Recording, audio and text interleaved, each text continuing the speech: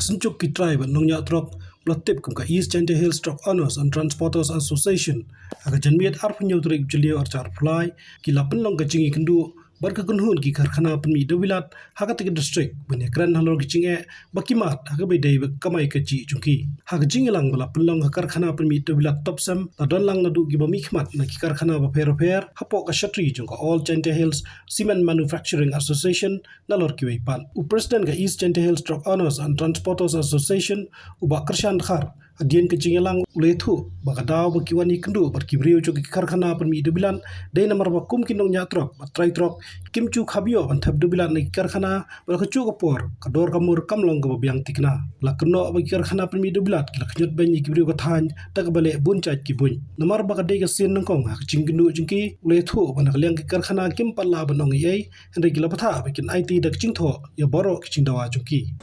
ne kajanmet kajing thung bat kajing anot ki jong ikum ki nong yalam ni wan hang ne ban psngeu saka kubor ba kajing thung ki jong i ban yakendo bat ki cement factory ban yakran halor kajing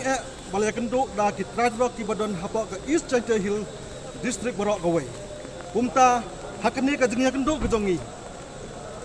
ni syong kuma donasi kenta pumta halor kani kajing yakran ki jong i ki cement factory na kaliang jongki kimla ban ai ka no ka asuran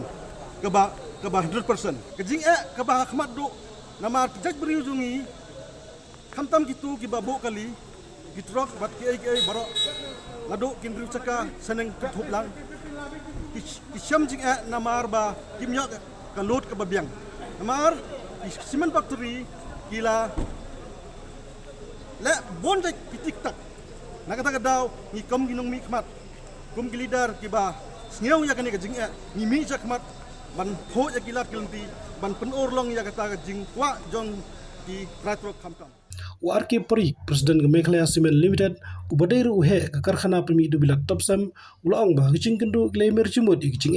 balawan ra ka seng gidong nya batrai trok ula kentu pat iki bakin ada kicing tho hal baro kicing bakidon kanang bakin pash company banyo shimye rai. We have discussed with them. They have not given anything in writing to us. We have told to them what is your requirement, what is your agenda of the meeting, etc. You give us in the black and white. After that, we will forward to the company. You are the owner of your transport, but we are not the owner of these things. We are sitting here as a company's representative. We will be forwarded to them. After that, again we will sit down. Whatever the discussion is been made, whatever the final is made, then we will decide accordingly.